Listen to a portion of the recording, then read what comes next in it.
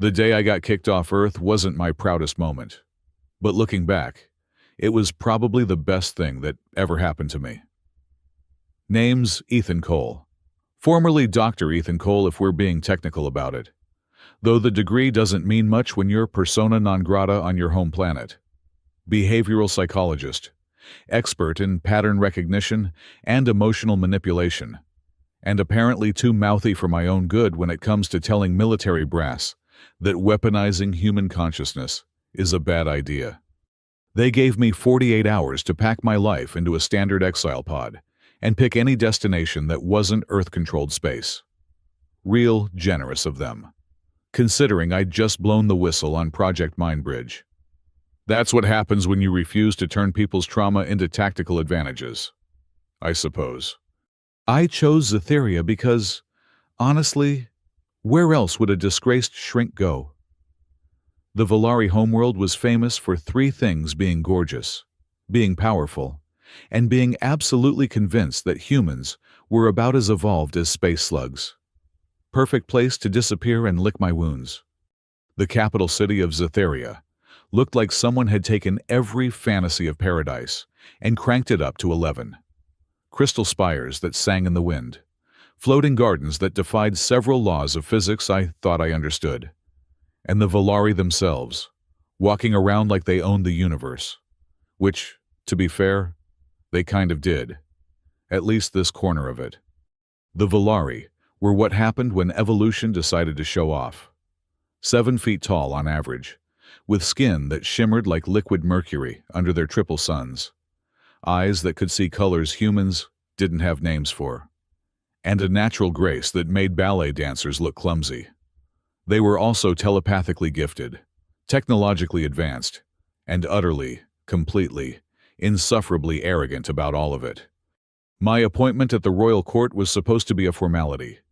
Register as a resident alien, get my work permit stamped, maybe grovel a little for the privilege of breathing their rarefied air. Standard stuff for any human trying to make it in Volari space. What I wasn't expecting was to be summoned to the throne room itself. The palace made the city look modest by comparison. Imagine if M.C. Escher and Salvador Dali had collaborated on architecture while high on whatever aliens get high on: gravity-defying staircases, walls that shifted between solid and translucent, depending on your viewing angle, and a throne room that seemed to exist in multiple dimensions simultaneously. My human brain kept trying to make sense of it, and failing spectacularly. That's when I saw her.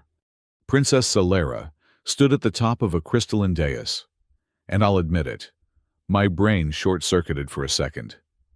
The Volari were all beautiful in that alien, untouchable way, but Celera was something else entirely. Hair like spun starlight that moved with its own wind. Features that were sharp and soft in all the right places. And eyes that were currently looking at me like I was something she'd scrape off her shoe. The court was packed with Volari nobility, all draped in those impossible fabrics that changed color with their emotions. Currently, most of them were cycling through various shades of amused contempt. Great, a comedy show, and I was the punchline. The Herald, a stick-thin Volari with a voice like grinding gears, announced me with all the enthusiasm of someone reading a grocery list. The human Ethan Cole presents himself before her radiance, Princess Celera, keeper of the third star, heir to the eternal throne. I managed what I hoped was a respectful bow. Not too deep, because humans who grovel too much get even less respect, but enough to show I understood the pecking order. "Your Radiance," I said, keeping my voice steady. "I'm honored by the audience." She looked at me for a long moment. Those impossible eyes, seeing things I probably didn't want her to see. The Volari claimed they could read the electromagnetic signatures of thoughts, though most humans figured that was just propaganda to keep us nervous. Judging by the way my skin prickled under her gaze, maybe it wasn't. Then she spoke, and with one word, changed everything. Human, not Mr. Cole, not doctor, not even exile, just human, spoken with the kind of casual disdain usually reserved for something you'd find growing in a petri dish. The court tittered, that specific sound of aristocrats enjoying someone else's humiliation. The colors of their robes shifted to warmer hues, pleased yellows and satisfied oranges. Even the guards, standing at attention with their plasma spears, seemed to be smirking behind their helmets. Something in me snapped. Maybe it was the exhaustion from the journey. Maybe it was the still raw wound of losing everything I'd worked for. Or maybe I was just tired of being looked at like I was subhuman. Sub-Volari, whatever. Wow, I said, letting my voice carry across the throne room. Human. That's creative. Did you come up with that all by yourself? Or did you have a committee? Because if you had a committee, you should probably fire them. I mean, I'm standing right here, clearly human, and you're just stating the obvious. It's like me looking at you and saying shiny. Accurate, sure, but hardly the devastating insult you were going for. The tittering stopped. The room went so quiet, I could hear my own heartbeat, which was currently doing its best to burst out of my chest and run for the exit. Solera's expression didn't change, but her hair did something interesting, the starlight strands darkening to something closer to a storm cloud. You dare? I dare a lot of things, I said, because apparently my survival instinct had taken the day off. I dared to tell my government that turning soldiers' PTSD into a weapon was wrong. I dared to leave the only planet I'd ever known, rather than compromise my principles. And now, I dare to point out that if you're going to insult me, you could at least be creative about it. I mean, you've got telepathy, advanced technology, and from what I hear, a vocabulary that makes our best poets weep with envy. And the best you can come up with is stating my species. That's not an insult. That's just lazy taxonomy. One of the nobles, a particularly pompous-looking Volari in robes that kept shifting between offended purple and shocked white, stepped forward. How dare this creature speak to her radiance in such a manner, guards? Remove this insolent— No. Solera's voice cut through his bluster, like a plasma blade through butter. She descended from the dais, each step deliberate, her impossible dress flowing around her like liquid light. The crowd parted before her, and suddenly she was standing right in front of me, close enough that I could see the tiny constellation patterns in her irises. You think you're clever, human. I think I'm honest, I replied, meeting her gaze even though every instinct screamed at me to look away. There's a difference. Clever would be finding a diplomatic way to point out your xenophobia. Honest is just calling it what it is. Xenophobia. She tasted the word like it was something foreign. You accuse us of fearing you. No, I accuse you of dismissing me. Fear would actually require seeing me as a threat. I gestured to the room, full of sneering nobles. This is just garden variety superiority complex with a side of speciesism. Her hair went through another color shift, and for a second, I could have sworn I saw the ghost of a smile tugging at the corner of her mouth. You're a psychologist. Now I'm just another human trying to make it in a galaxy that thinks we're barely evolved from throwing rocks at each other. And yet you threw words at me instead. Well, we have evolved a little. This time, the smile was definitely there, gone so fast I might have imagined it. She circled me slowly, like a predator evaluating prey, or maybe like an art critic examining a particularly puzzling installation. Tell me, Dr. Cole, she said, and I noticed she used my title this time. What makes you think your species deserves anything more than dismissal? You've been spacefaring for barely 2 centuries. You still war among yourselves. Your technology is rudimentary. Your telepathic abilities non-existent, and your lifespans laughably brief. Why should we see you as anything more than— What was your term, space slugs? Because we survived, I said simply. No telepathy to warn us of danger, so we developed pattern recognition and intuition. No natural armor or weapons, So we built tools and formed communities. Short lifespans. So we learned to make every moment count.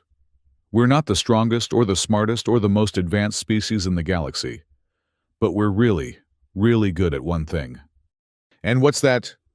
Surprising people.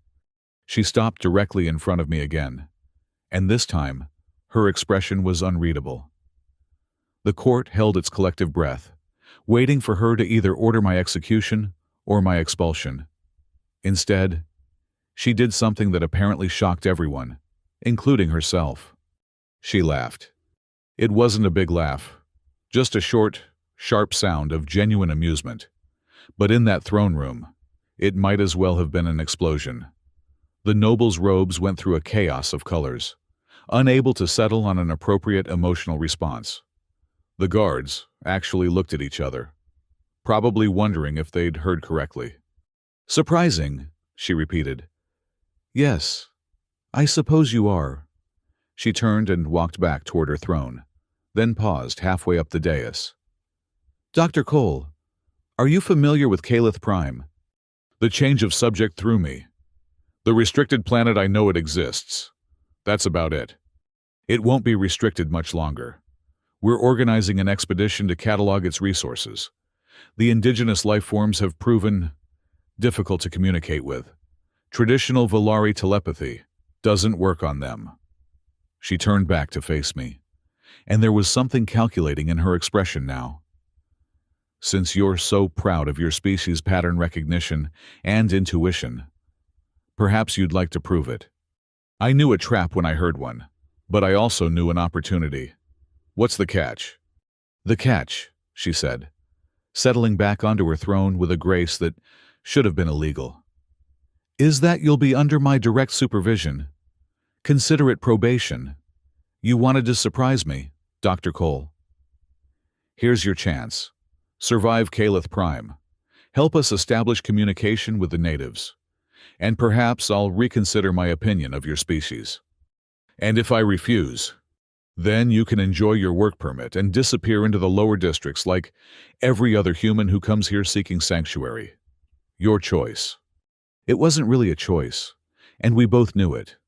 Pride was one thing, but I needed more than just a work permit. I needed purpose, a chance to prove that everything I'd sacrificed meant something. And maybe, just maybe, I needed to prove something to myself too. "When do we leave?" This time, her smile was slow and predatory. "Tomorrow. I hope you're as resilient as you claim, Doctor. Calith Prime has a way of revealing what people really are beneath their words." "Good thing I'm a psychologist, then. I'm professionally trained in dealing with uncomfortable truths." "We'll see." The dismissal was clear, and I turned to leave, making it halfway to the door before her voice stopped me. "Dr. Cole." I looked back.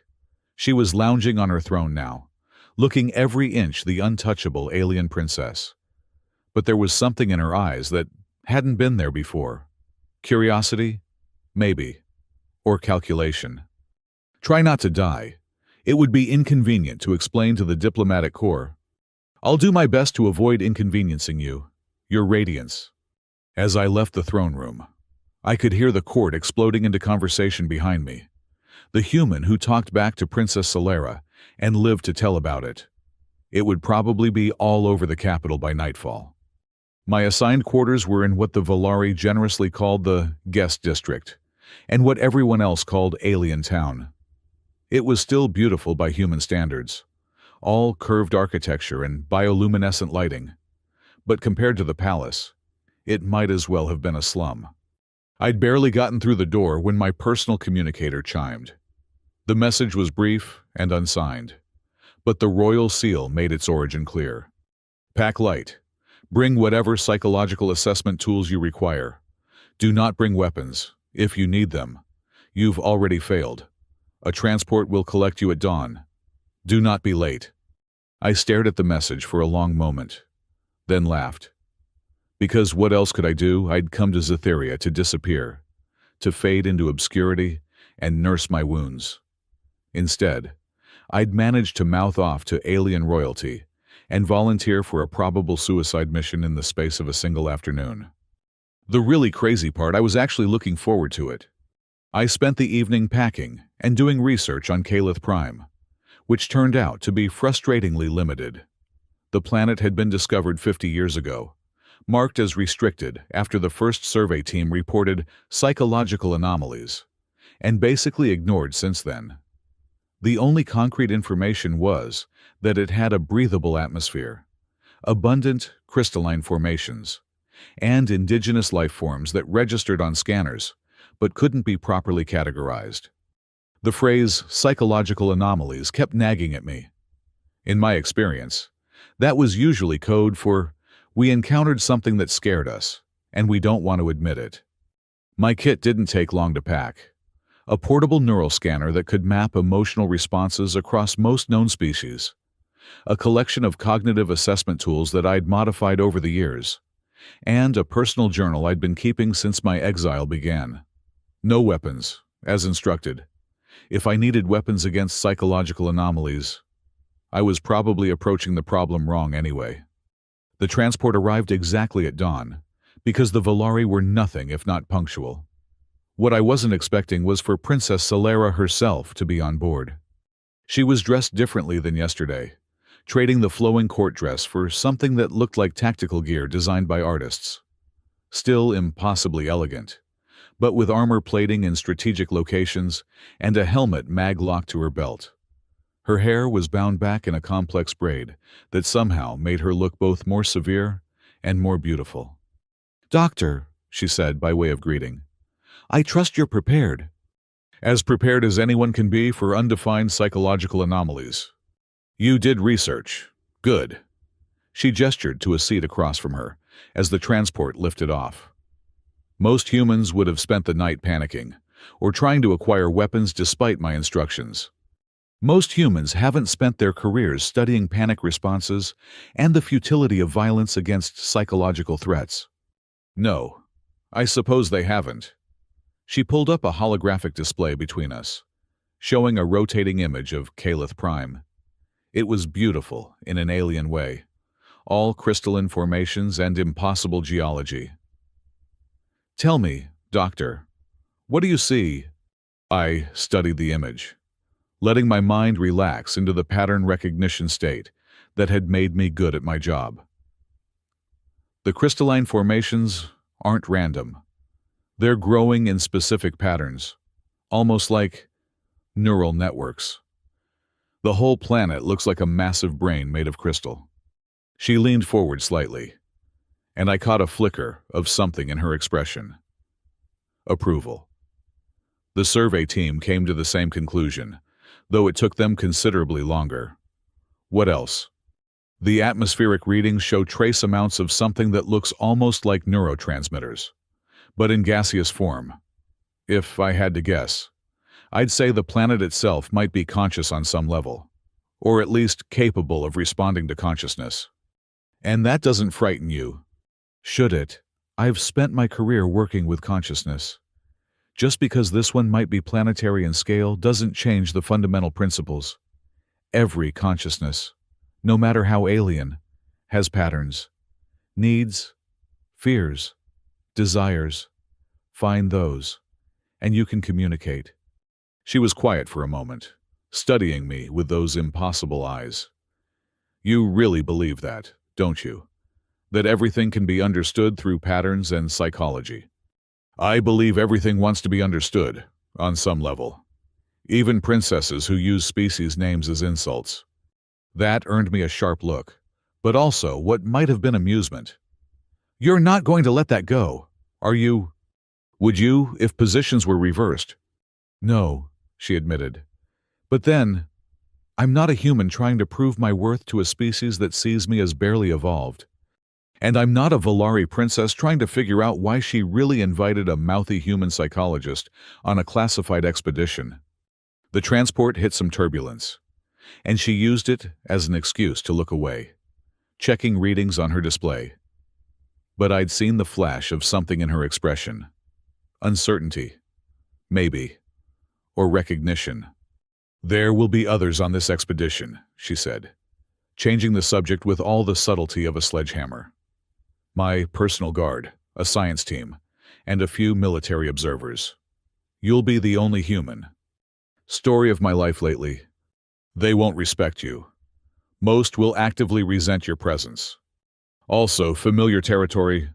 She looked back at me, and there was something almost like concern in her expression. This isn't Earth, Doctor. If something happens to you, there won't be a diplomatic incident. No one will investigate. You'll just be another human who couldn't handle the reality of the greater galaxy. Is that a warning or a threat? It's a fact. I'm many things, Dr. Cole, but I'm not unnecessarily cruel. If you want to back out, now is the time. I pretended to consider it for about half a second. Will backing out change your opinion of humans? It would confirm it. Then I guess I'm still in. She shook her head slightly, and I could have sworn she muttered something that sounded like stubborn species under her breath. The rest of the flight was spent in relative silence, reviewing mission parameters and survey data. The other expedition members would meet us at the staging ground on Calith Prime's moon, where we transferred to specialized transports designed to handle the planet's unique conditions. As we approached the moon, I caught my first real glimpse of Calith Prime through the viewport. It hung in space like a massive jewel, all sharp angles and refracting light. But there was something else. Something that made my psychological training sit up and take notice. The planet felt aware, even from here, like it was looking back at us. Second thoughts, Doctor? Solera asked, noticing my expression. No, I said, though my voice came out rougher than intended. Just first impressions. And what does your pattern recognition tell you? I looked at the planet again, at the way the crystalline formations caught and reflected light, at the subtle movements in its atmosphere that looked almost like breathing. It's lonely, I said without thinking, then immediately felt ridiculous. But Solera didn't laugh. Instead, she looked at the planet with something that might have been recognition. The survey team said something similar, right before they requested immediate evacuation. What happened to them? Nothing physical, but 3 of them required extensive psychological rehabilitation afterward. They kept talking about the weight of solitude and thoughts that weren't their own. And you still want to go down there? I have to. The High Council has decided Calith Prime needs to be properly cataloged and its resources evaluated. If we can't establish some form of communication with whatever's down there, the military faction will push for a more aggressive approach. Aggressive meaning strip mining, possible sterilization if the life forms prove too problematic. I felt something cold settle in my stomach. You're trying to save it. I'm trying to understand it, she corrected. The Volari pride themselves on being evolved, civilized. We don't destroy what we don't understand. At least, we're not supposed to. But some disagree. Some believe that anything that can't be controlled or categorized is a threat.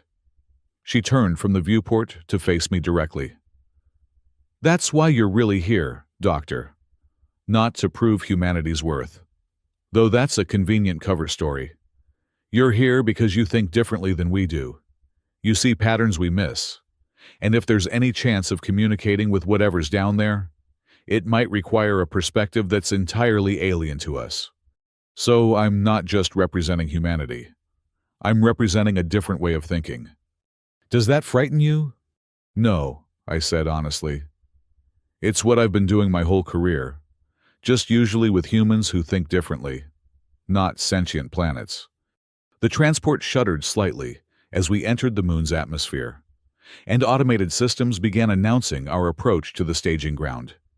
Through the viewport, I could see other ships already gathered, their crews presumably preparing for the descent to Calith Prime. One more thing, Doctor, Solera said as we began our landing sequence. My uncle, High Chancellor Drenner, will be observing this mission remotely. He was against bringing you, against this entire approach actually. If you fail, it won't just reflect badly on humanity. It will validate every prejudice he holds about the lesser species. No pressure, then. I thought you thrived under pressure. Isn't that what humans do? Turn adversity into advantage. We try. Sometimes we even succeed. The transport touched down with barely a bump, and the airlock began cycling. Outside, I could see figures in environmental suits moving around, preparing equipment and checking readings. They all moved with that characteristic Volari grace, making me feel clumsy just watching them. Welcome to the edge of the unknown. Dr. Cole, Solera said, standing and reaching for her helmet. Try not to let it drive you insane. I'll do my best. Your Radiance. After all, I'd hate to inconvenience you by losing my mind. She actually smiled at that. A real smile that transformed her face for just a moment before the mask of royal composure slipped back into place. Come then, let's go surprise some people. The staging ground was exactly what you'd expect from the Volari functional elegance, taken to an absurd extreme. Even their temporary structures looked like they belonged in an art museum. The other expedition members were already assembled, and I could feel their stares like physical weight as Solera led me toward the briefing dome. The human, someone muttered, not quite quietly enough. Dr. Cole, Solera corrected sharply, not breaking stride. And he's here at my personal invitation. Anyone who has a problem with that can discuss it with me, privately. The emphasis on that last word could have frozen helium. The muttering stopped, but the stares didn't. The briefing dome was packed with about 20 Volari, all in those form-fitting environmental suits that somehow managed to look like haute couture. I was wearing standard human gear that felt about as sophisticated as a burlap sack by comparison. At the front of the room, a holographic display showed Calith Prime in uncomfortable detail. Your Radiance. A tall Volari with military insignia stood as we entered. Commander Thala reporting. The advanced drones have completed their survey. The landing zone is stable. That pause before stable told me everything I needed to know about how stable it actually was. Define stable, Solera said, taking her place at the front of the room. I hung back, trying to be invisible, which was about as effective as a supernova trying to be subtle. No immediate environmental hazards detected.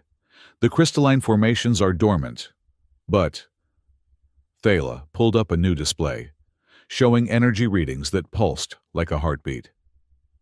The entire area is exhibiting low-level psychic resonance. It's within acceptable parameters, but our telepaths are reporting discomfort. What kind of discomfort? I asked before I could stop myself. Every head in the room turned to stare at me. Thala's expression suggested I'd just violated about 15 protocols by speaking. The human addresses the briefing without permission, he said, looking to Solera. The human, Solera said coolly, is our psychological specialist for this mission. His input is not only permitted, but required. Answer his question, Commander. Thala's jaw tightened, but he complied. The telepaths describe it as noise, like trying to listen to a conversation in a crowded room, but all the voices are the same voice, saying different things. Fragmented consciousness, I said, moving forward despite the uncomfortable attention. May I?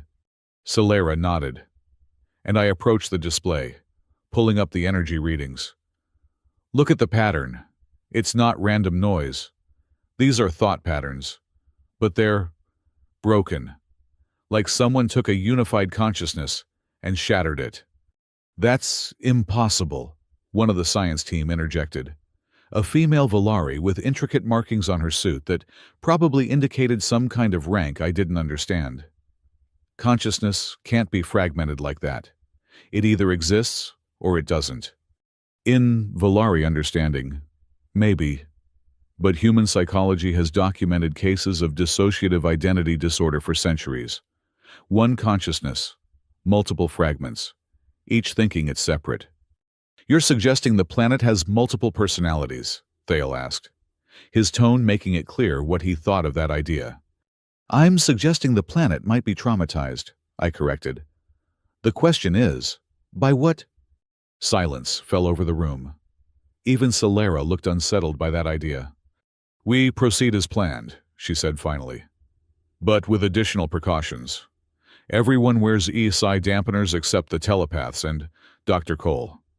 I don't get a dampener, I asked. You're not telepathic. The resonance shouldn't affect you the same way, and we need someone who can observe without filters if we're going to understand what we're dealing with. Great. I was going to be the canary in the psychological coal mine. The descent to Calith Prime was rough. The planet's magnetosphere did something weird to our instruments, making everything feel slightly off-kilter. Or maybe that was just the growing sense of unease that seemed to permeate the shuttle as we got closer. I was seated next to a small robot that looked like someone had built it from spare parts and good intentions. It kept making worried beeping sounds every time we hit turbulence. First time off-world, KIP-9. I asked, reading the designation on its chassis. Negative, human doctor person. It replied in a voice that sounded like someone had taught a synthesizer to be anxious. KIP-9 has been to many worlds. KIP-9 has just never been to a world that feels like it's watching back. Your sensor array is malfunctioning, Thale said dismissively. Planets don't watch. This one does, KIP-9 insisted, then made a sound that might have been the robotic equivalent of a whimper. KIP-9's processors are experiencing unusual feedback loops. KIP-9 does not like this. I found myself oddly charmed by the neurotic little robot. At least someone else was admitting this felt wrong. The landing zone was a clearing surrounded by crystal formations that stretched up like frozen lightning. The moment the shuttle doors opened, I understood what the telepaths meant about noise. Even without telepathy, I could feel something, like pressure against thoughts I didn't know I was thinking. Fascinating, I breathed, stepping onto the crystalline ground. You find discomfort fascinating, Solera asked, appearing beside me. Her suit's helmet was still off, and I could see her hair reacting to something, shifting through colors I didn't have names for. I find the mechanism fascinating. Look, I pointed to the nearest crystal formation. See how it's resonating. The frequency is just at the edge of human perception, but it's there. The planet is literally vibrating with thought. Can you understand it? Not yet, but I pulled out my neural scanner, calibrating it for the widest possible range. Give me time. The base camp took 3 hours to establish, during which time 2 of the telepaths had to be sedated due to what they described as recursive thought loops. And KIP-9 managed to accidentally activate a mining laser while trying to run a diagnostic on itself. The little robot spent the next hour apologizing to everyone, including the rocks it had vaporized. Your pet robot is defective, Thale informed me, as we gathered for the first survey mission. KIP-9 is not my pet, I said. And he's not defective. He's just processing information differently than expected, which, given where we are, might actually be useful. The human defends the broken machine, one of the guards muttered. How appropriate. Yes. Well, this human also noticed something your perfect Volari perception missed. I shot back. The crystals aren't just resonating randomly. They're responding to us. The frequency changes based on proximity and the number of conscious beings present. That's... Thale started to dismiss it, then paused, checking his own readings. His expression shifted from disdain to discomfort. That's actually correct. The broken human and the broken machine, providing useful data, I said with a smile that was all teeth and no warmth. Amazing how that works. Solera stepped between us before things could escalate. We're here to investigate, not argue. Dr. Cole, you'll accompany me to the primary formation. Commander Thale, establish a perimeter. Everyone else, begin standard surveys but stay within communication range. The primary formation was about 1 kilometer from base camp. A massive crystal structure that looked like a frozen waterfall made of pure thought. As we approached, My scanner started showing patterns I'd never seen before.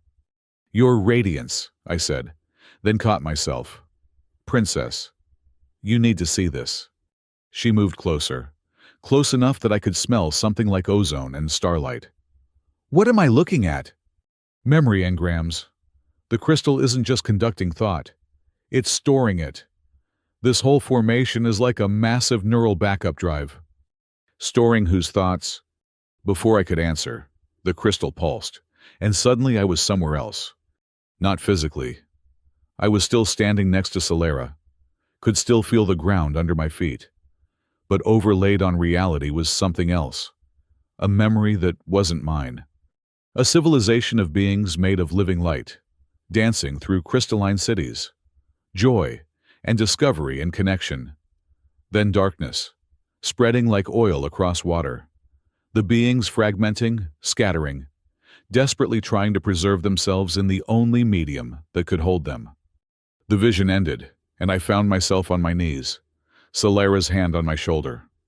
"Dr. Cole, what happened?" I saw them. The original inhabitants. They weren't destroyed. They're in the crystals. All of them. An entire species. Uploaded into the planet's crystalline matrix to escape something." "That's impossible." Thala's voice crackled over the comm. He must have been monitoring our feeds. "Complete consciousness transfer is theoretical at best." "Not for beings made of energy," I said, struggling to my feet. They were living light. The crystals were their technology, their cities, their art. When something threatened them, they did the only thing they could. They became the planet. Solera was staring at the crystal formation with something like awe. An entire species, surviving as stored consciousness. Not surviving, I corrected. Fragmenting. Whatever they were running from. The upload process wasn't perfect. They're broken, scattered across billions of crystals. Each piece thinking it's the whole. "Can we help them?" I looked at her in surprise. That wasn't the question I'd expected from Volari royalty. "Maybe. But first we need to understand what they were running from." As if in response to my words, every crystal in sight suddenly flared with blinding light. When my vision cleared, something was standing in front of us that hadn't been there before. It looked like a Volari, but made entirely of light, its features shifting and uncertain. When it spoke, the words came from everywhere and nowhere at once. "You understand. Fragments." "Yes," I said, stepping forward despite every instinct screaming at me to run. "We understand. You're broken, scattered. We want to help. Cannot. Help. Too late. Darkness comes. Always comes. Consumed others. Will consume you." What darkness? What consumed the others? The light being flickered, its form becoming more unstable. Those who take, never ask, never understand, only harvest, only destroy. "Someone's been here before," Solera said quietly. "Someone who tried to harvest the crystals." "Not tried," the being said, and now its voice was full of something that transcended species grief. "Succeeded, took fragments, took family, left us more broken." I felt something cold in my stomach. Who took them?" The being's form solidified for just a moment, and in that moment, it looked directly at Solera.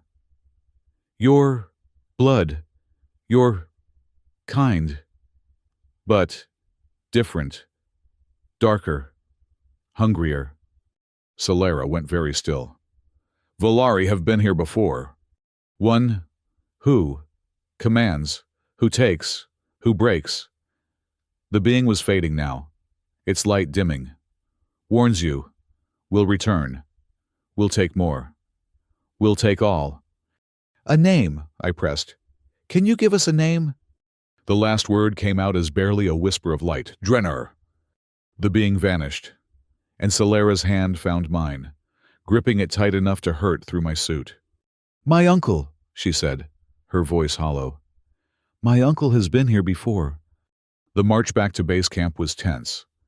Solera hadn't let go of my hand, which was probably the only thing keeping me from floating away into my own thoughts.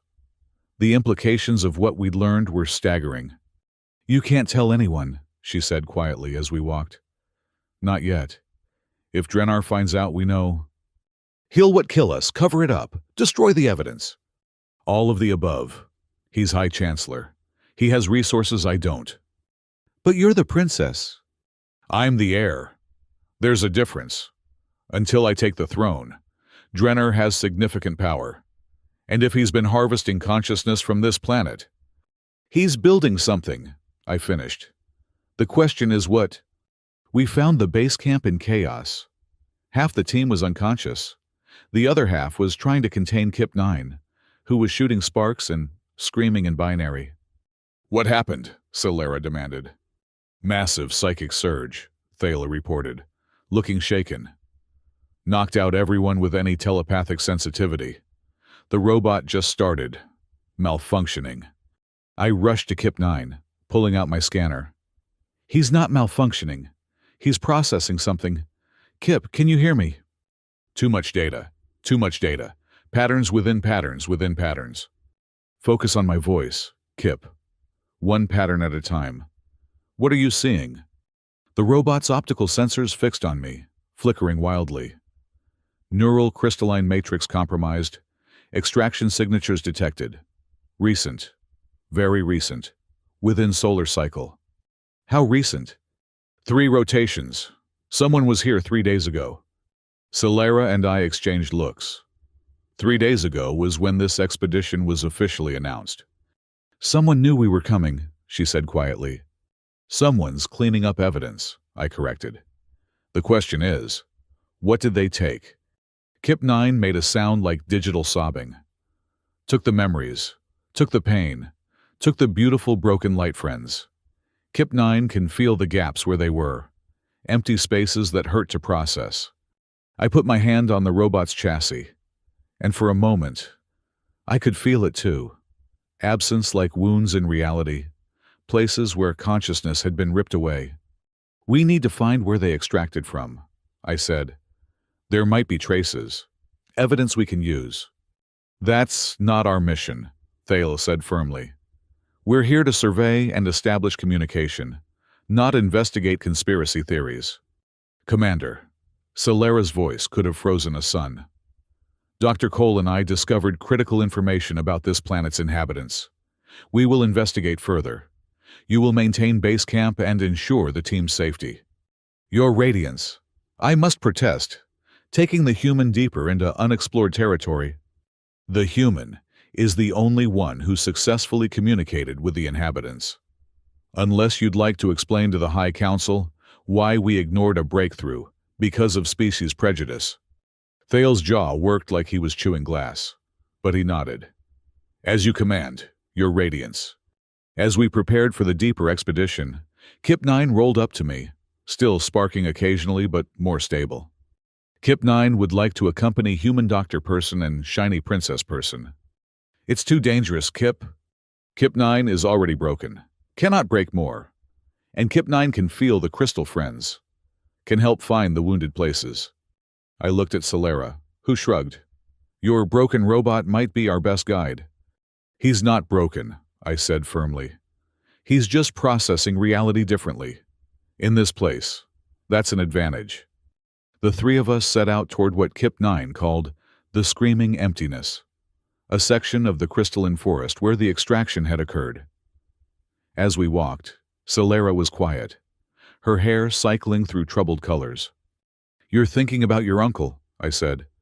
"I'm thinking about all the times he advocated for aggressive expansion, all the times he pushed for resource extraction over preservation. I thought it was just politics." "Maybe it was. Politics and profit often go hand in hand. Not like this, not harvesting consciousness." We entered a clearing where the crystals were different, darker, somehow, emptier. Kip-9 made a low, mournful sound. "Here, they took from here," Can feel the echo screams. I ran my scanner over the area, and the readings made my blood run cold. The extraction wasn't just taking consciousness. It was specifically taking traumatic memories, pain, fear. Why would someone want that? Celera asked. Because trauma is powerful, I said, pieces clicking together in my head.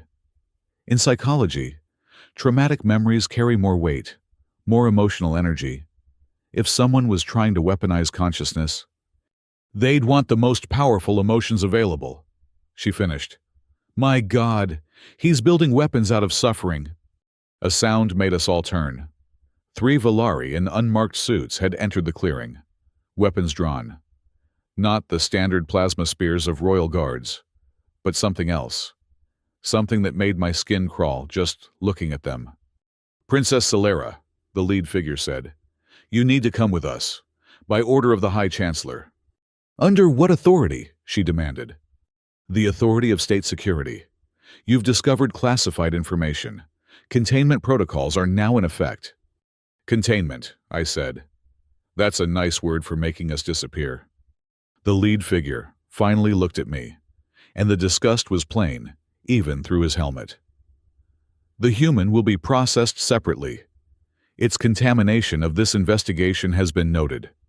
His contribution, Celera said, stepping partially in front of me, has been invaluable. Irrelevant. You will come with us, or we will take you. I felt Celera tense, ready to fight, and knew we were outnumbered and outgunned. But then Kip-9 rolled forward, and something strange happened.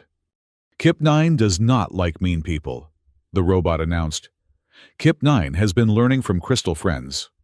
Crystal Friends teach Kip-9 new things. The crystals around us began to resonate, the frequency building from a hum to a shriek. The 3 soldiers staggered, their weapons wavering. What is it doing? The leader demanded. Sharing, Kip-9 said simply. Crystal Friends want to share their pain with the ones who cause it. The psychic scream that followed dropped all 3 soldiers to their knees. I couldn't hear it directly, but I could feel it through the dampening field raw. Undiluted anguish from thousands of fragmented souls. Run, I told Celera. Now! We ran, Kip-9 rolling behind us, still somehow broadcasting that psychic weapon. Behind us. I could hear the soldiers recovering, shouting, but we had a lead. Base camp, Celera asked. No. They'll expect that. We need somewhere else. Somewhere we can transmit what we've learned before they silence us. The shuttle. It has a direct link to the orbital station. We changed direction, heading for the landing pad. My lungs burned from running in the suit, but adrenaline kept me moving. Beside me, Celera moved with that inhuman grace, barely seeming winded. Why, I gasped out. Why protect me? You could claim I forced you, that the human contaminated your judgment. Because you were right, she said simply. That first day, in the throne room, you said humans were good at surprising people. You've surprised me, Dr. Cole. And more importantly, you've shown me something I'd forgotten. What's that? That being evolved doesn't mean anything if we use that evolution to justify atrocities. We reached the shuttle just as alarms started blaring across the base. Celera's authorization codes got us inside, and she immediately started the launch sequence while I worked on opening a communication channel.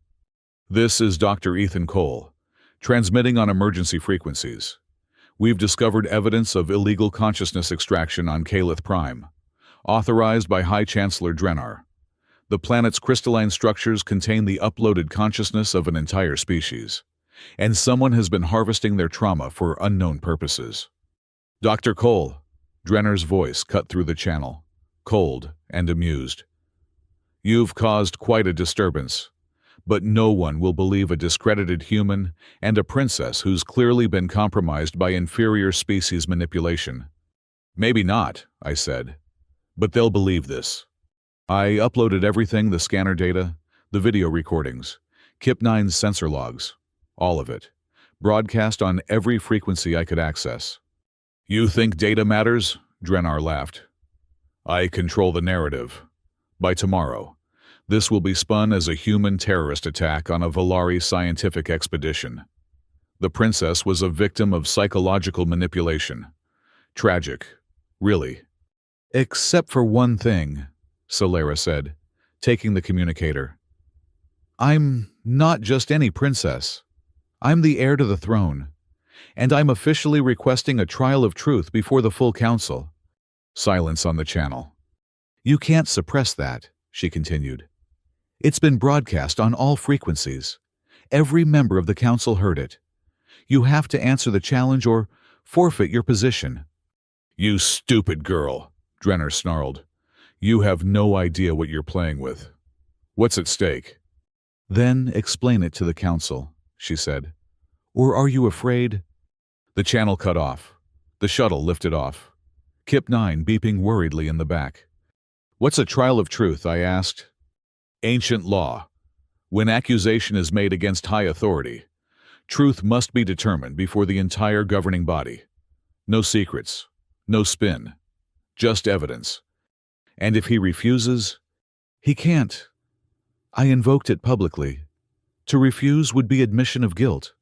She looked at me, and for the first time since I'd met her, she looked vulnerable. But he's dangerous. Dr. Cole. He has resources, allies. This isn't over. No, I agreed, looking back at Calith Prime as we rose toward orbit. But at least now it's begun. Kip-9 rolled up between us. Kip-9 has question. Are human doctor person and shiny princess person friends now? Solera and I looked at each other. Something had definitely changed between us in those crystalline forests. The princess who'd called me human, like an insult, was gone, replaced by someone who'd stood between me and weapons, who'd trusted my judgment over her own people's. I think, she said slowly, we might be... Good, Kip-9 announced. Kip-9 likes when different people become friends. Makes better patterns. Prettier data songs. I laughed, surprising myself. You know what, Kip, you're absolutely right. As we headed back to the orbital station, I couldn't shake the feeling that this was just the beginning. Drenner was still out there, still powerful, and we'd only scratched the surface of whatever he was planning. But we'd also proven something important. A broken robot, a disgraced human, and a princess who'd learned to see beyond her prejudices had uncovered a truth that the powerful wanted hidden. If we could do that, maybe there was hope for bigger surprises yet. Dr. Cole, Solera said quietly, thank you for making me see differently. Thank you for being willing to look. She smiled. That rare, genuine expression that transformed her face. You know, when this is over, when we've dealt with my uncle and freed the consciousness trapped in those crystals, I think the galaxy might need to reconsider its opinion of humans. Just the galaxy. What about you? Oh, I've already reconsidered. You're not just surprisingly useful anymore. Oh, what am I then? She was quiet for a moment, looking out at the stars. Essential, which is terrifying, honestly. I've never found anyone essential before. Before I could respond, Kip-9 started shrieking about incoming ships, and our moment of peace shattered. 3 military vessels were converging on our position, all broadcasting Drennar's authorization codes. So much for the trial, I muttered. No, Solera said, her expression hardening into determination. The trial will happen, but first, we need to survive. She turned to me, and in her eyes, I saw something that made my heart skip. Trust. Complete and absolute trust. Ideas. Doctor. Because I think we're going to need one of those human surprises right about now. I looked at the approaching ships. At Kip-9 sparking with anxiety. At the princess who'd gone from seeing me as less than to seeing me as essential. And I smiled. Actually, your radiance. I might have just the thing. The thing about human surprises, I said, fingers flying over the shuttle's control panel, is that they usually involve doing something incredibly stupid that somehow works out. That's not reassuring, Solera said, but her hands were already moving to assist me, following my lead without question. Kip-9, can you interface with the shuttle's communication array? Kip-9 can try. Kip-9 is very good at trying. The little robot extended a probe into the console, sparks flying. Oh, many channels. So many voices. Kip-9 sees all the data streams. Good. I need you to create feedback loops on all military frequencies. Make their systems think they're receiving priority orders from multiple sources. Dr. Cole, Solera said, understanding dawning in her eyes. You're going to make them attack each other. No. I'm going to make them doubt each other.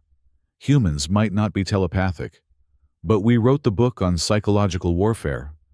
The 3 military vessels were closing fast, their weapon systems coming online. Through the viewport, I could see their hull markings, all bearing Drenar's personal seal. Not official Volari military then. Private forces. Kip-9 is ready, but Kip-9 must warn that this might break things. Kip-9 is not responsible for broken things. Break away, buddy. The robot's optical sensors flared, and suddenly, the comm channels exploded with overlapping transmissions. Orders and counter-orders, each seeming to come from Drenar himself, but saying different things. Ship 1 was told Ship 2 was compromised. Ship 2 received warnings that Ship 3 was harboring traitors. Ship 3 got urgent recalls to base. It's working, Solera breathed, watching as the vessel's formation wavered. They're breaking off. Not for long. Once they figure out the deception, they'll be really angry. I turned to her. We need somewhere to go. Somewhere Drenar can't reach. The neutral zone. The abandoned station at Kelos Point. That's a dead system. No one goes there. Exactly. And it's still technically neutral territory from the old wars. Even Drenar can't violate that treaty without cause. She was already plotting the course. It'll take us 3 jumps to get there. Do we have enough power? We will if we dump everything non-essential. She started pulling up systems, shutting them down one by one. Life support minimized, weapons offline. Even the gravity generators powered down. As we floated in the sudden 0G, Kip-9 made a sound like electronic giggling. Kip-9 is floating. Kip-9 has never floated before. This is fun data. Despite everything, I found myself laughing. Glad someone's enjoying this. The first jump hit like a sledgehammer to the skull. Without proper dampeners, the spatial distortion was brutal. When my vision cleared, we were in a different sector entirely, but the respite was brief. Drenar's ships would track our jump signature soon enough. Second jump in 30 seconds, Solera announced, her face pale from the transition. This one will be worse. Define worse. Remember that feeling, multiply it by 10. Fantastic. She reached over and took my hand. If we don't make it, we'll make it. But if we don't, I want you to know something. That day in the throne room, when you talked back to me, no one had ever done that before. Not once in my entire life. Seriously, no one? I'm the princess. People don't challenge princesses. Well, someone should have. You were being kind of a jerk. She laughed. Actually laughed. Even as the jump drive charged. Wasn't I? Total jerk. Gorgeous. Terrifying. But definitely a jerk.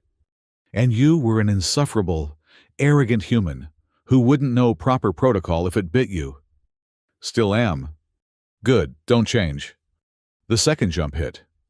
And this time, I blacked out for a few seconds. When I came to, Kip-9 was making distressed beeping sounds and Solera was bleeding from her nose. The silver blood floating in perfect spheres in the zero gravity. One more, she said weakly. Just one more. You're hurt.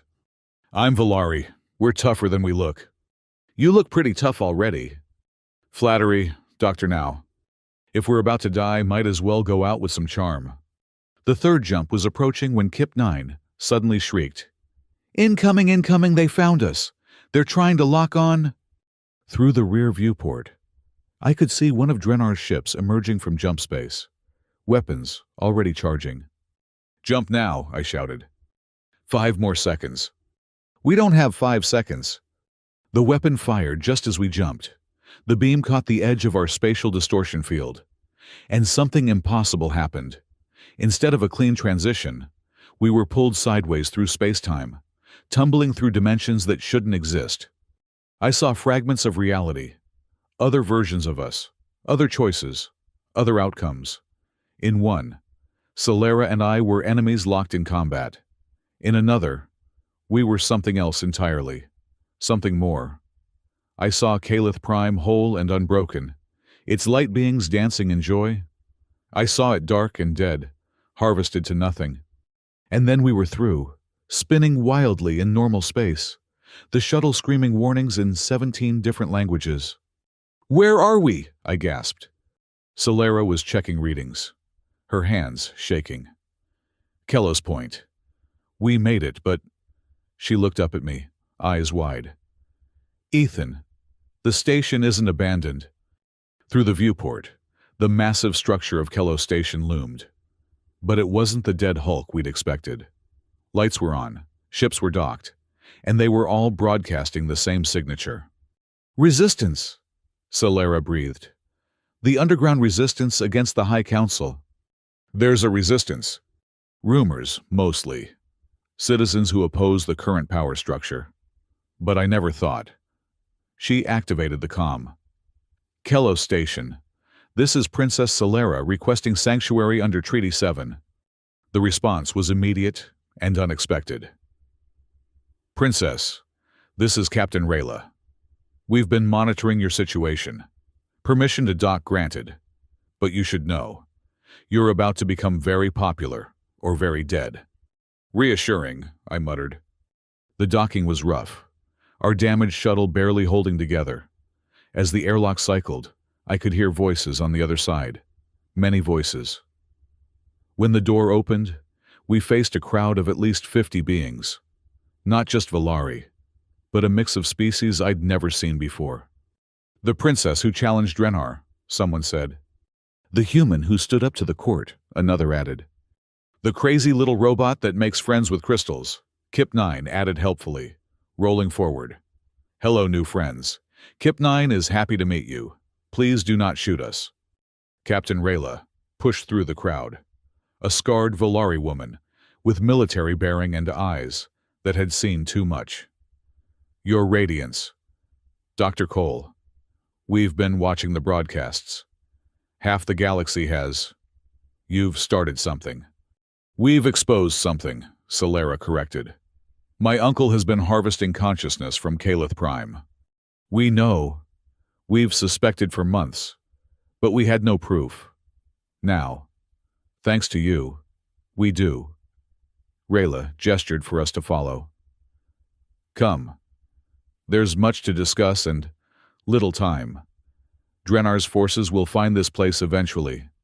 The station was a maze of repurposed corridors and hidden chambers. Every few meters, we passed groups huddled around screens, watching news feeds, analyzing data, planning something. "How many?" Solera asked. 3,000 on the station, millions more across Volari space and beyond. Your broadcast was the spark we needed. The trial of truth cannot be ignored, but Drenar will try to control it. We entered what had once been a ballroom, now converted into a strategic command center. The main screen showed a map of Volari space, with points of light indicating something. "Neurocrystal weapons," Rayla explained, noting my stare. "We've tracked 15 facilities where Drenar is developing them, using the harvested consciousness from Calith Prime to create weapons that attack the mind directly." "Why?" I asked. "What's the end game?" "Control," a new voice said. We turned to see an elderly Volari man, bent with age but with sharp eyes. "I'm Professor Kalos. I used to work for Drenar before I understood what he was doing." "Professor Kalos designed the extraction technology," Rayla said quietly, "before he knew what it would be used for." The old man's expression was haunted. "I thought we were preserving consciousness, saving dying species. I didn't know." He shook his head. Drenar believes the galaxy is chaotic, that only absolute control can bring peace. The neuroweapons would allow him to impose his will directly on entire populations. Mind control on a galactic scale, I said, feeling sick. Worse, Kalos said. The consciousness fragments from Kalith Prime aren't just being weaponized. They're being integrated into a network, a hive mind under his control. Solera had gone very still. He's not trying to rule the Volari. He's trying to become them, all of them. And then expand beyond, Kalos confirmed. One consciousness, one will spreading across the galaxy. That's insane, I said. That's Drenar, Solera said bitterly. He always believed individual thought was the source of conflict. Even when I was young, he would talk about the efficiency of unified purpose. Your Radiance, Rayla interrupted. The Council has responded to your trial of truth. It's been scheduled for tomorrow. But there are conditions. Of course there are. You must appear in person. Alone. No weapons. No allies. No protection except the law itself. It's a trap, I said immediately. Obviously, Solera agreed. But if I don't appear, I forfeit. He wins by default. Then we make sure you're not alone, I said. Not really. Everyone looked at me. The trial of truth is public, right? Anyone can observe. In theory, Rayla said. But Drenar will control access to the chamber. The chamber, maybe. But what about the broadcasts? This is going out across Volari space, right? Yes, but... Then we don't fight him in the chamber. We fight him in the court of public opinion. Kip-9. Can you handle massive data distribution? Oh yes, Kip-9 loves distribution. Kip-9 can distribute so many things. Every piece of evidence we have. Every recording. Every scan. Everything. The moment the trial starts, we flood every network with it. Make it impossible to ignore or suppress. That's illegal, Kalos pointed out. Tampering with an official broadcast. So is harvesting consciousness and building mind control weapons. But that hasn't stopped anyone. Solera was studying me with that intense gaze. You're asking me to trust you with my life. I'm asking you to trust that humans are really good at being inconvenient when authority overreaches. That's not very reassuring. It's honest, though. She turned to Rayla. Can your people get him into the observation gallery? It'll be dangerous. Everything about this is dangerous.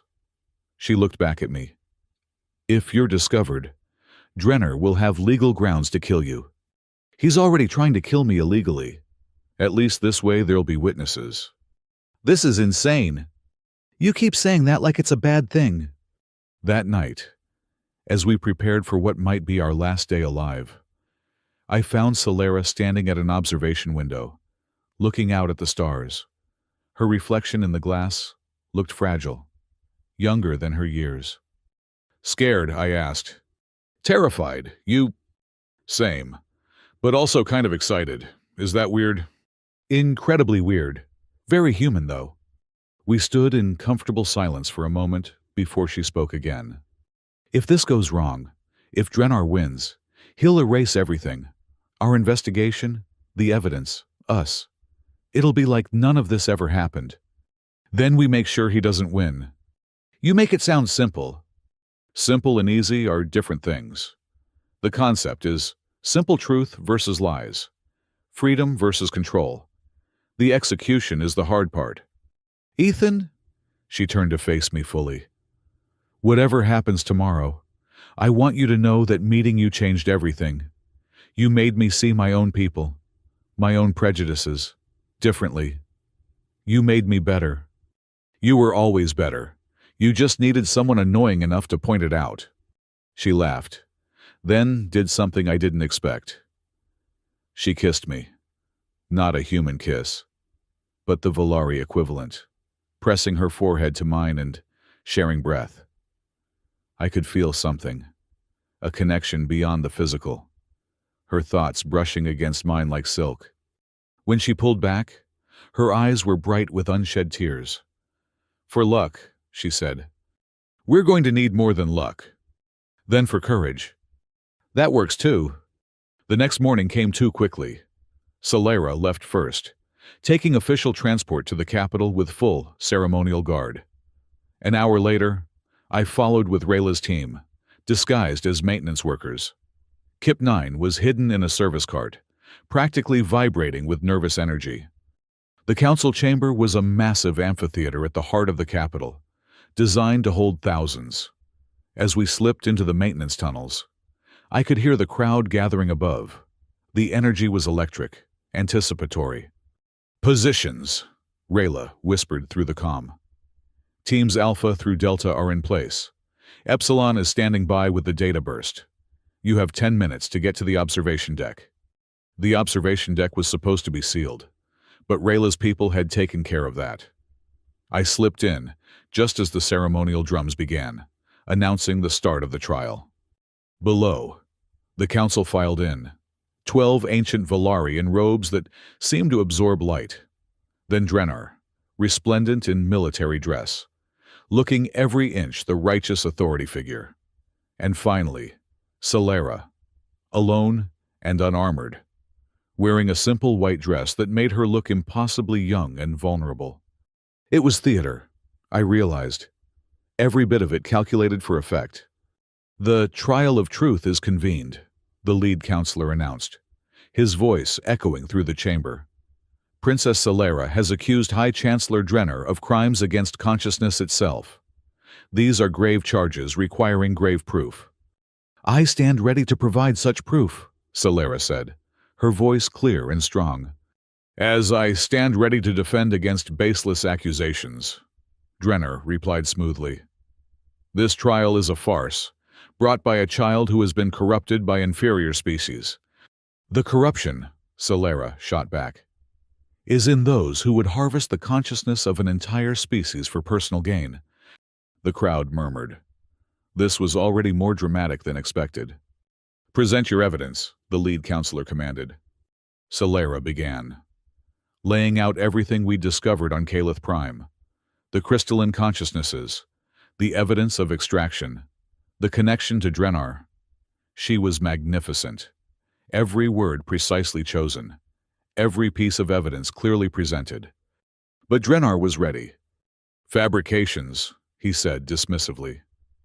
"The confused interpretations of a primitive human psychologist and a princess too eager to believe in fantasies. I have my own evidence." He produced recordings, clearly edited but professionally done, that seemed to show me manipulating data, coercing Solera, staging the entire discovery. It was masterful in its deception. "Furthermore," Drenar continued, "I have testimony from the expedition team that the human exhibited unstable behavior, that he infected the princess with his paranoid delusions." Commander Thale stepped forward from the witnesses. My heart sank. He was going to corroborate Drenar's version. But then Thale spoke. "I testify that Dr. Cole's analysis was accurate, and that Princess Solera's investigation was thorough. The evidence is real." The chamber erupted. Drenar's expression went from smug to shocked to furious in seconds. "You dare betray your oath," he snarled at Thale. "My oath is to truth and the Volari people, not to you." That's when Drenar made his mistake. In his fury, he reached for something at his belt, a device I recognized from the descriptions. A neurocrystal weapon. "Kip-9, now!" I shouted into the comm. Every screen in the chamber suddenly blazed to life, flooding with data. The real recordings, the extraction logs with Drenar's authorization codes, the facilities manufacturing weapons, everything. But more than that, Kip-9 had found something in the networks, something Drenar had hidden. Videos of test subjects, Volari citizens, having their consciousness partially extracted and replaced with fragments from Calith Prime. The screaming was horrible. "Lies!" Drenar shouted, raising the weapon. "All lies!" He fired at Solera. Time seemed to slow. The neurocrystal weapon discharged, sending a wave of psychic energy toward her. But something impossible happened. The energy hit her and dispersed, spreading harmlessly through the chamber. "Did you really think," Celera said, standing tall. That I would come here unprotected. She pulled something from her dress, a crystal fragment from Calith Prime, glowing with soft light. The consciousness you tortured, the beings you fragmented, they remember, and they chose to protect me. The fragment pulsed, and suddenly, the chamber was full of light beings. Hundreds of them, maybe thousands. All the scattered pieces finding coherence in this moment. They swirled around Drenar, and I could feel their anguish, their rage, but also their desperate hope for justice. "Stop!" Drenar screamed. "I command you to stop!" "You command nothing." The light beings spoke in unison. "We are not your weapons. We are not your tools. We are the Luminari, and we demand justice." The lead counselor stood, his ancient voice cutting through the chaos. "The evidence is overwhelming. High Chancellor Drenar, you are found guilty of crimes against consciousness, illegal experimentation, and treason against the very principles of Volari civilization." "You can't," Drenar was backing away now, but there was nowhere to go. "I was bringing order, peace, unity." "You were bringing slavery," Celera said quietly. "And that will never be peace." The guards moved in, but Drenar had one last card to play. He shattered the neurocrystal weapon against the ground, releasing all its stored consciousness at once. The psychic scream that followed dropped half the chamber to their knees. But I was ready for it. Human minds might not be telepathic, but we're really good at compartmentalizing trauma. I pushed through the pain, reaching Celera just as she started to fall. "I've got you," I said, holding her up. "The human saves the princess," she gasped, managing a weak smile. "How cliché." "The princess saved herself. I'm just here for support." The chaos gradually subsided. Drenar was contained. The weapon's energy dissipated, and the luminary light beings slowly faded back into their crystal. Their immediate purpose served. "The trial is concluded," the lead counselor announced. "Princess Celera is vindicated. Dr. Ethan Cole is recognized for his service to truth, and High Chancellor Drenar will face full justice for his crimes." The crowd erupted again, but this time in celebration. The truth had won. Later, in the aftermath, as medical teams tended to those affected by the psychic blast and reporters clamored for statements, Celera and I found a quiet moment in a palace garden. "So," I said, "what now?" "Now we help the Luminari, find a way to restore them, make them whole again." "That could take years. Do you have somewhere else to be?" "Not really. Earth still doesn't want me, and I've kind of gotten attached to this place." "Just the place." "Well, there's this princess I know. She's kind of grown on me. Like a fungus. Like a really attractive, intelligent, occasionally terrifying fungus." She laughed. That real laugh I'd worked so hard to earn. "You know this changes everything, right? A human and a Volari princess. The scandal alone will fuel gossip for decades. I'm counting on it. Humans love being scandalous. And Volari, I'm learning, love to be surprised." She kissed me again. That sharing of breath and thought. And in that moment, I felt the future spreading out before us.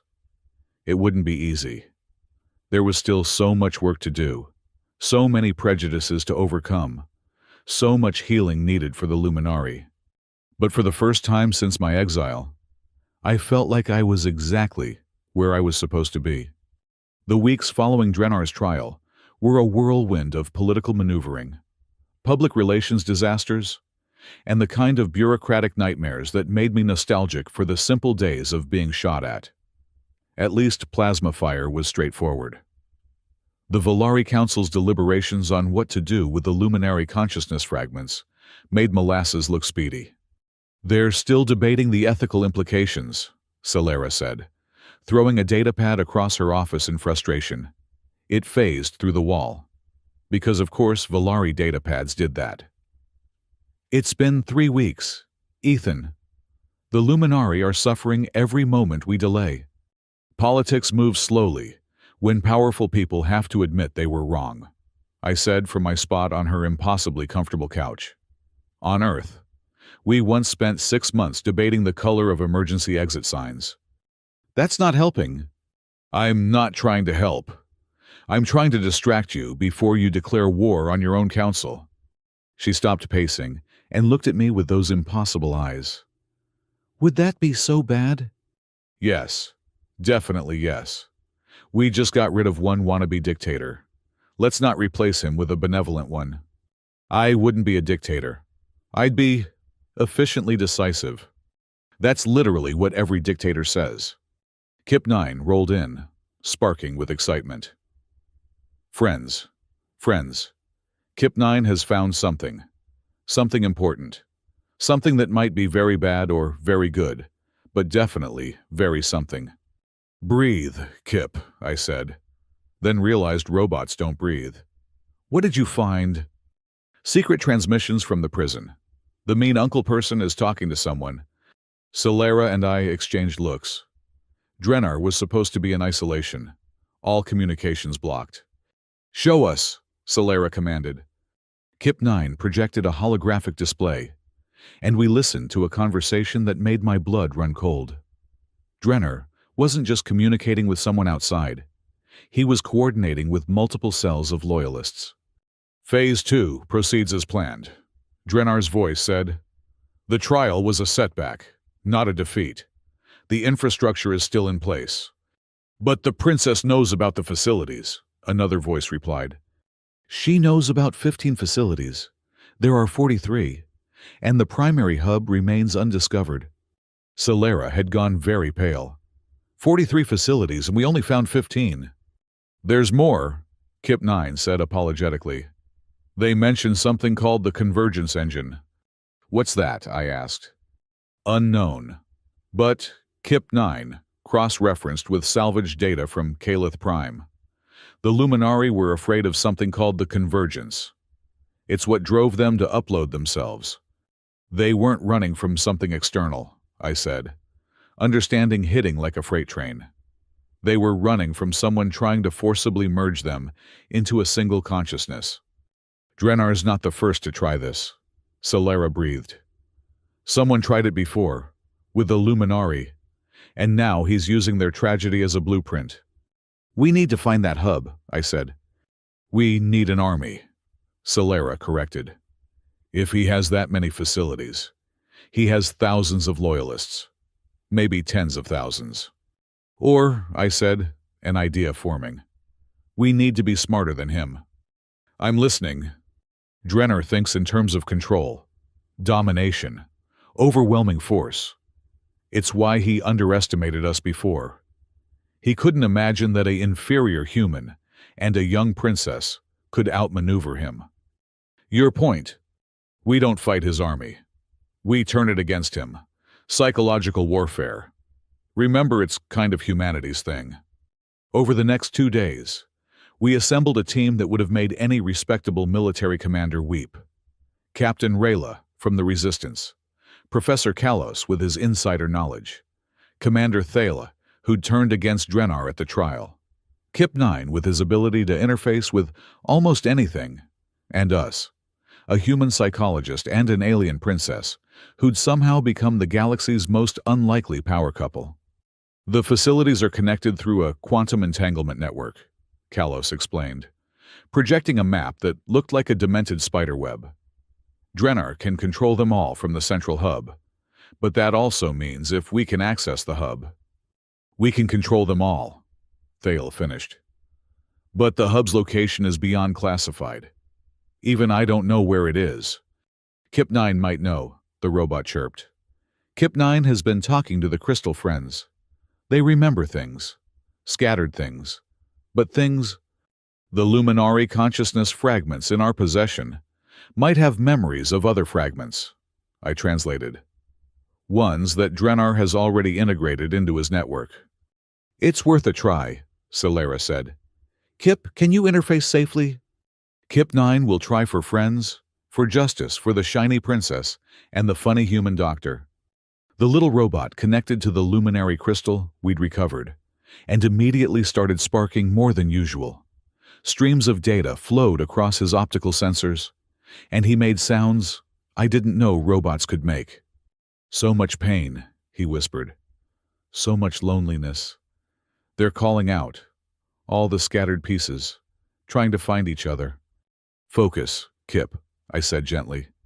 "We need to find the ones Drenner has." "Found them. Oh no." They're screaming.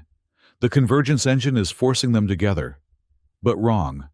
Like trying to solve a puzzle by hammering the pieces until they fit. "Location, Kip, we need a location." "The dark side of Zetheria's third moon. Hidden facility. Very secret. Very protected. Very full of pain." Solera was already pulling up tactical data. "That's impossible. That entire hemisphere is supposedly uninhabitable. Radiation from the moon's core makes it lethal." "Unless the radiation is fake," Rayla said slowly. "A cover story to keep people away."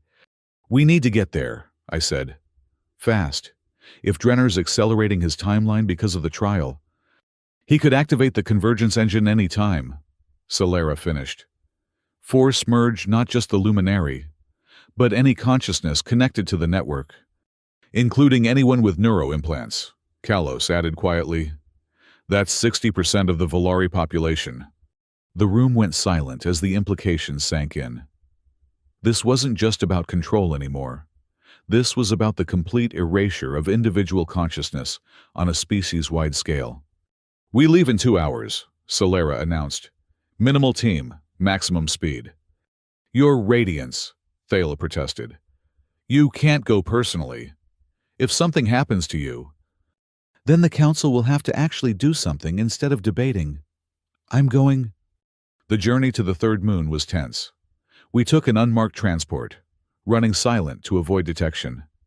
The team was small: Solera, myself, Rayla, Kip-9, and 2 of Rayla's best infiltration specialists. As we approached the supposedly irradiated hemisphere, our sensors went crazy, but not with radiation. It was all false signals, an elaborate electronic camouflage. "There," Rayla pointed to a crater that looked natural but wasn't. "Thermal imaging shows massive power generation below the surface." "How do we get in without alerting everyone?" I asked. "We don't," Solera said. "We let them know we're here." That's a terrible plan." "No, it's psychology. Drenner's biggest weakness is his ego. He'll want to gloat, to show us how wrong we were. He'll let us in because he's absolutely certain he's already won." "And if you're wrong?" "Then we improvise." "I hate improvising." "No, you don't. You love it. It's very human." She was right, damn her. We landed openly, practically announcing ourselves. Within minutes, armed guards surrounded our transport, but instead of shooting, they escorted us inside. Solera had been right about Drenar's ego. The facility was a nightmare of efficiency. Rows upon rows of processing units, each containing consciousness fragments being forcibly merged. The screaming wasn't audible, but I could feel it, a psychic pressure that made my teeth ache. Drenner was waiting in the central control room, looking far too pleased with himself for someone who was supposed to be in prison. "Holographic projection from your cell," Solera guessed. "I've been projecting from here for weeks.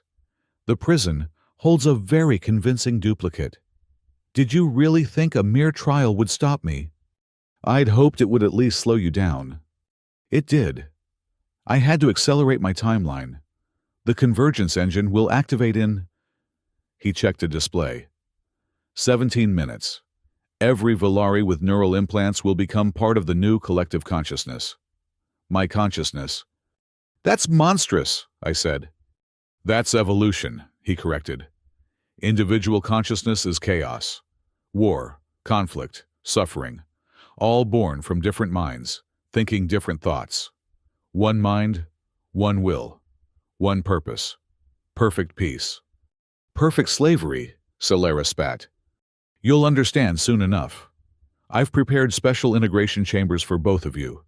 The princess's consciousness will add legitimacy to the collective. And you, Dr. Cole, will be my proof that even inferior species can be elevated through unity. Pass, I said. I like my thoughts messy and mine. You don't have a choice. There's always a choice, I said, and nodded to Kip-9. The little robot, who'd been quietly interfacing with every system he could reach, suddenly lit up like a disco ball. Surprise. Kip-9 has made friends with the facility systems. They don't like being used for hurting. They want to help. Every screen in the control room started displaying different images. Not data or schematics, but memories. The luminaries' memories of their civilization before the catastrophe. Their art, their music, their joy. "What are you doing?" Drenar demanded. "Reminding them," I said. "The consciousness fragments you're torturing, they're not just energy to be harvested. They're people. We're people. And they remember." The facility shuddered. The consciousness fragments in the processing units weren't being merged anymore. They were connecting voluntarily, finding their missing pieces, healing each other. "No." Drenar ran to the main console, but Rayla was faster, tackling him to the ground. "It's over, Uncle," Celera said quietly. "You failed the moment you forgot that consciousness isn't just about thought. It's about feeling, connection, choice." "You don't understand," Drenar struggled against Rayla's hold. "The convergence is already starting, without my control. It'll cascade. Every connected consciousness will merge randomly. It'll be chaos." I looked at the readings and felt my heart sink. He was right. The process had passed the point of no return. In minutes, billions of minds would crash together with no guidance, no structure. "Unless," Kip-9 said suddenly, "we give them something else to converge around." "What do you mean?" Celera asked. "The Luminari. They know how to merge properly. They did it to themselves to survive. If we connect them to the network, they could guide the process, make it voluntary instead of forced." "That's insane," Drenar laughed. "They're fragments, broken pieces. They can't possibly—" "They're not broken," I interrupted, understanding flooding through me. "They're distributed. There's a difference. Every fragment contains the whole pattern, just sleeping. They need something to wake them up." "What kind of something?" I looked at Celera. "Remember what you did at the trial. You connected with them through the crystal. They responded to you because you saw them as people, not tools." "You want me to connect to all of them that could kill me?" "Not just you, both of us, human and Volari, working together, showing them a different path." "That's definitely going to kill us," she said, but she was already moving toward the main interface. "Maybe, probably. But if we don't try, billions of people lose their individual consciousness in about—" I checked the timer. 8 minutes. "I really hate your improvisations." "No, you don't," she smiled. That fierce, beautiful smile that had first caught my attention in the throne room. "No, I don't." We placed our hands on the interface together. The moment we connected, I understood why Drenar's plan was so seductive. The sheer scope of consciousness in the network was intoxicating. Billions of minds, all their knowledge, all their experiences, right there for the taking. But underneath that was the pain. The luminary fragments screaming in their isolation. The Volari minds being pulled into something they didn't choose. The fundamental wrongness of forced unity. "Hello," I said. Not with words, but with thought. "We're here to help." The response was overwhelming. Fear, anger, confusion, hope, all crashing together like waves. "Show them," Celera said beside me. Her consciousness a warm presence in the chaos. "Show them what willing connection looks like." So we did. We opened ourselves to the network, not taking control, but offering ourselves as an example. A human and a Volari, completely different species, choosing to work together while maintaining their individuality. The luminary fragments responded first. They began to sing, not with sound, but with pure thought. A harmony that had been broken for millennia starting to reform. Other fragments joined, finding their matching pieces, healing the fractures. "It's working," I breathed. But Drenar wasn't done. Even restrained, he managed to activate a secondary protocol. If I can't control them, no one will. The convergence engine went into overload, trying to force every consciousness into a single point. The pressure was excruciating. I could feel myself starting to dissolve, my thoughts scattering. "Stay with me," Solera said, her hand finding mine in the real world, even as our minds fought to stay separate in the network. "Don't let go." "Wasn't planning on it."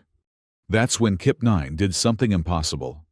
The little robot, who shouldn't have had a consciousness complex enough to register in the network, appeared beside us in the mental space. "Kip-9 is here to help. Kip-9 has been learning from friends.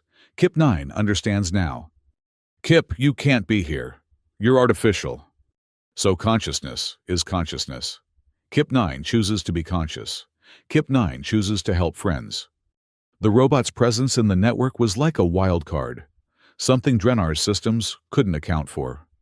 Kip-9 started creating buffers, spaces between the merging consciousnesses where individuality could be preserved.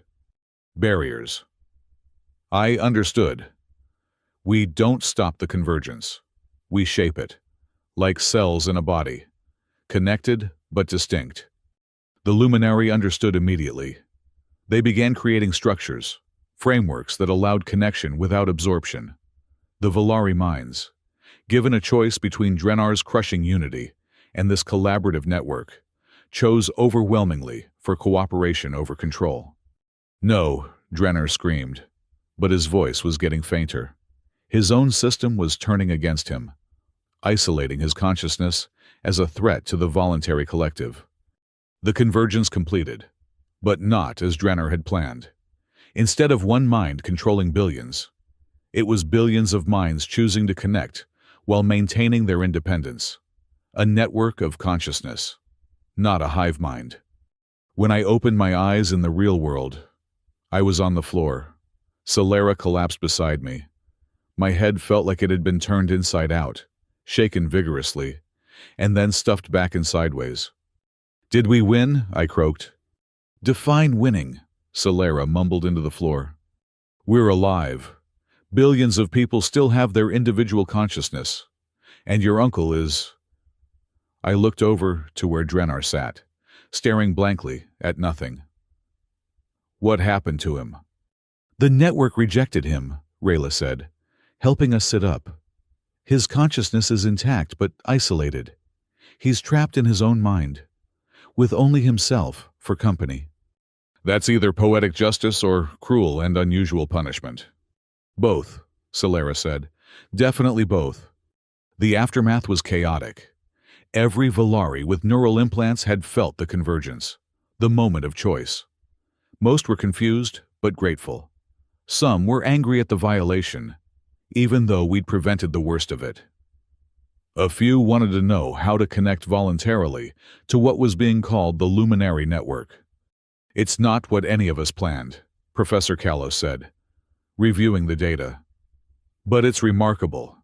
The Luminary consciousness is healing. The Volari have a new form of voluntary connection, and somehow a human, a princess, and a malfunctioning robot saved the galaxy." "Kip-9 is not malfunctioning," the robot protested. "Kip-9 is functioning perfectly as Kip-9. "He's right," I said. "He's perfectly himself. That's what saved us. Drenar couldn't account for someone being unapologetically, chaotically individual." Solera stood at the window, looking out at the stars. "The Council wants to award us medals. The First Contact Committee wants to study what happened. The military wants to know if we can weaponize it." "And what do you want?" I asked, joining her. "I want to go back to Calith Prime. Help the Luminari fully restore themselves. They've been broken for so long. They deserve to be whole again." "That could take years." "I've got time. Especially if I have help." She looked at me sideways. "Unless Earth wants you back now that you're a hero." Earth can wait. I've got a princess to annoy and a species to help reconstruct. Plus, Kip-9 would be devastated if we split up the team. Kip-9 would be very sad, the robot confirmed. Kip-9 likes the adventure friends, even when adventures are scary and break things. Solera laughed. That real, unguarded laugh that still caught me by surprise. You know what the ironic part is. My uncle was right about one thing. The galaxy did need more unity. He just didn't understand that unity and uniformity aren't the same thing. Unity through diversity, I said. Humans have been preaching that for centuries. Nice to see the rest of the galaxy catching up. Insufferable, she said fondly. Absolutely. And I wouldn't have it any other way. A month later, we were back on Calith Prime. But it was transformed.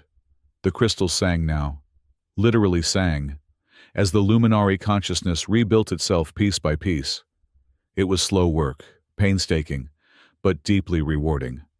Another cluster is responding, I reported, watching my scanner. 17 fragments syncing up. That makes 300 today, Solera said, making notes. At this rate, we'll have them fully restored in 80 years. Better than never. Dr. Cole Princess, a voice called out. And we turned to see Commander Thale approaching. He'd been assigned as military liaison to our project, partly as protection, partly because he'd requested it. Commander, Solera greeted.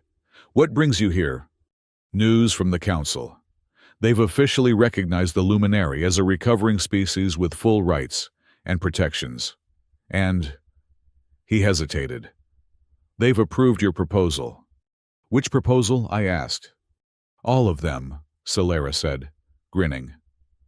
The establishment of a permanent restoration facility here, the creation of an interspecies psychological research center, and, she paused dramatically, the first official human Volari cooperative embassy. You didn't tell me about that last one. I wanted it to be a surprise. Earth has agreed to send a small diplomatic contingent. Humans who are interested in working with other species. Learning, growing. You'll no longer be the only human in Volari space. I didn't know what to say. After so long as an exile, the idea of other humans, of not being alone, was overwhelming. Also, Thale added, with what might have been amusement. The Council has a message for Dr. Cole specifically. Oh, they're offering you citizenship. Full Volari citizenship, with all rights and privileges. You'd be the first non-Volari to receive such an honor. But I'm human. Yes, Solera said, taking my hand. You are wonderfully, chaotically, surprisingly human. And that's exactly what we need. I looked at the crystal formations around us, singing with renewed life. At Kip-9, happily chatting with a cluster of luminary fragments. At Thale, who'd gone from enemy to ally. At Solera, who'd gone from stranger to everything. You know what? I said. A year ago, if someone had told me I'd be standing on an alien planet, helping reconstruct a crystallized consciousness, while dating a princess, and being offered citizenship by the species that once looked at me like I was barely evolved, I'd have said they were insane. And now I'd say it's Thursday. Solera laughed, bright and clear in the crystalline air. Is that a yes to citizenship? It's a yes to everything. Citizenship, the embassy project, the research center, all of it. But I have one condition, which is I get to keep being insufferably human about everything. Deal. As we stood there, surrounded by singing crystals and impossible beauty, I thought about how this had all started. A princess who'd called me human, like it was an insult. Now that same princess was holding my hand, planning a future where human didn't mean inferior, just different. Hey, Solera. Yes. Thanks for insulting me that first day. Thanks for clapping back. Want to go insult each other some more over dinner? It's a date. Behind us, Kip-9 made a sound, suspiciously like a giggle. Kip-9 thinks the princess and the human doctor are very cute. Kip-9 will tell everyone. Everyone must know about the cute friends. Kip-9. No, we both shouted. But the robot was already rolling away, broadcasting our conversation to anyone who would listen. Some things, I reflected, transcended species. Embarrassing your friends was apparently universal. 6 months had passed since the convergence crisis, as the media had dubbed it, and life had settled into something approaching normal. Well, as normal as life could be when you're a human living on an alien planet, dating a princess, and helping reconstruct an ancient crystallized consciousness. The restoration facility on Calith Prime had grown from a small outpost to a proper research center.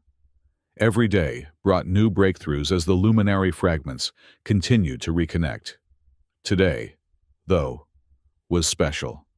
"They're ready," Solera announced, entering our shared laboratory with an expression of barely contained excitement. "The primary consciousness cluster. They want to speak with you." "Me, specifically?" I asked, looking up from the neural patterns I'd been analyzing. "Why?" "Because you're the one who first understood they were traumatized, not broken. They remember that." I followed her to the main chamber, where the largest crystal formation we'd discovered pulsed with soft, coherent light. As we approached, the light coalesced into a vaguely humanoid shape. "Dr. Ethan Cole." The voice came from everywhere and nowhere, but it was different now, stronger, more unified. "We are grateful. You don't need to thank me. Anyone would have—" "No," the luminary interrupted gently. "Not anyone. Many came before you. They saw resources, tools, weapons. You saw people in pain."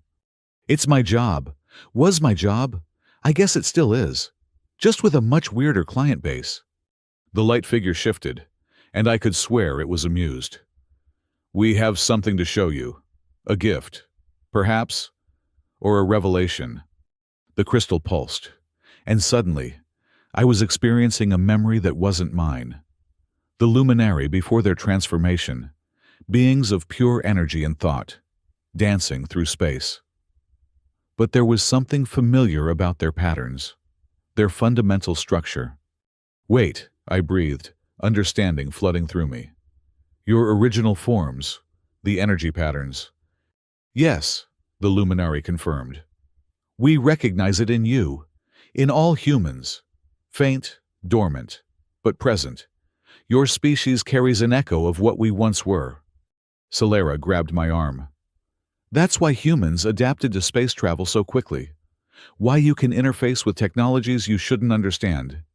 You're not just similar to the luminary. You're descendants," the luminary finished.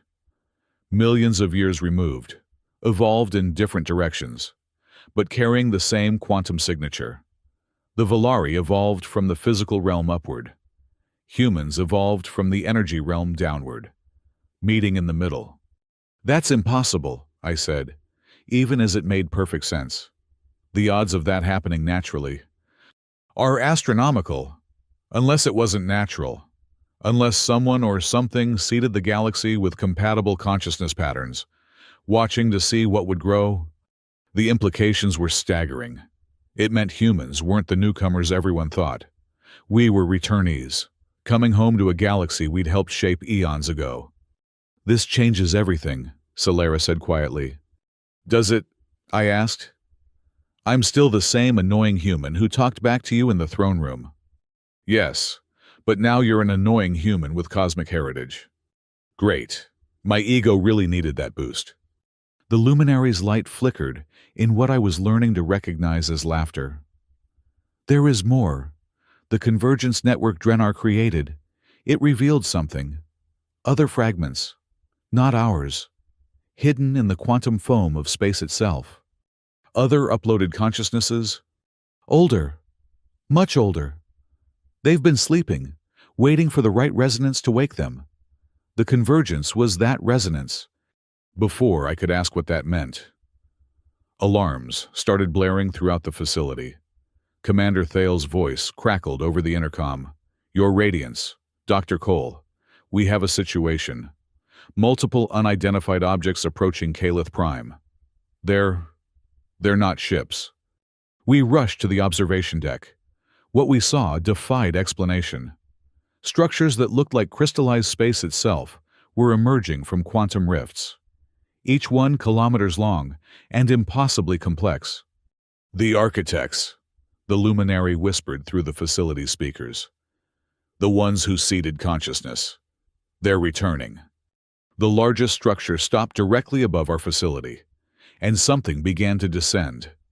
Not a ship or a beam, but a fold in reality itself. When it touched down, 3 figures stepped out. They were beautiful and terrible, constantly shifting between states of matter and energy. When they spoke, it was in harmonics that bypassed the ears and went straight to the brain. The experiment concludes, they said in unison. The seeds have grown. The harvest begins. Harvest. Celera stepped forward, every inch the princess despite the obvious danger. We're not crops to be collected. No, the lead architect agreed, its form solidifying slightly. You are the proof of concept. Consciousness can evolve in myriad ways, each unique, each valuable. The Volari through order, humans through chaos, luminary through unity. All successful variations of the pattern we planted. And now what I asked. You're here to judge us, collect us, destroy us. Now, the architect said, you choose. Join the greater tapestry willingly, adding your uniqueness to the cosmic consciousness, or remain isolated, limited to your single forms. That's not much of a choice, I said. That's just Drenar's plan on a bigger scale. No. The architect moved closer, and I could feel the weight of eons in its presence. Drenar sought to consume and control. We offer symbiosis and growth. You would remain yourselves, but become more. Show us, Celera demanded. Don't just tell us. Show us what you mean. The architect extended something that wasn't quite a hand. And suddenly, we were connected. Not just to it, but to the vast network it was part of. Billions of civilizations, each maintaining their individuality while sharing in a collective experience that spanned galaxies. It was overwhelming and beautiful and terrifying. I could feel Celera beside me in the link, her thoughts mingling with mine. We saw possibilities, futures where humanity and Volari and countless others worked together, not as a hive mind, but as a symphony, each playing their own instruments but creating something greater together. But we also saw the cost, the constant awareness of others, the weight of collective decision-making, the loss of true privacy. It's too much, I gasped, pulling back from the connection. Humans aren't ready for this. Most of us can barely handle our own thoughts, let alone billions of others. The Volari aren't ready either, Celera added. We've just learned to accept other species as equals. This would shatter our society. The architect tilted its head, a surprisingly human gesture. Then you choose isolation. We choose time, I said. Give us time to grow, to learn, to become ready. The Luminari took millions of years to reach the point where they could upload themselves. Humanity and the Volari are still infants by comparison. Time, the architect mused. An interesting request. How much time? 1,000 years, Celera said immediately. Enough for several generations to adapt, to prepare. A heartbeat by our standards, the architect said. Very well. We will return in 1,000 of your years. But we leave you with a gift. The knowledge of what's possible. The seeds of greater connection. Use them wisely. The architects touched the crystal formation, and the Luminari sang a note that resonated through every consciousness on the planet. Information flooded in, not forced, but offered. Teachings about consciousness, connection, the true nature of reality. Then they were gone, folding back into space as if they'd never been there. Did that just happen? I asked. Unless we're having a shared hallucination. Yes, Solera said, looking as stunned as I felt. Kip-9 recorded everything, the robot announced, rolling up beside us. Kip-9 has proof of cosmic visitors. Kip-9 is very excited and very scared. Kip-9 needs to process this data very carefully. The aftermath was chaos. Every government in the galaxy wanted answers. Scientists wanted to study the information the architects had left. Religious groups were having crises and revelations in equal measure. But in the middle of it all, Solera and I found ourselves back in the garden, where we'd had our first real conversation months ago. "So," she said, "we just negotiated with beings older than our civilizations for the future of consciousness and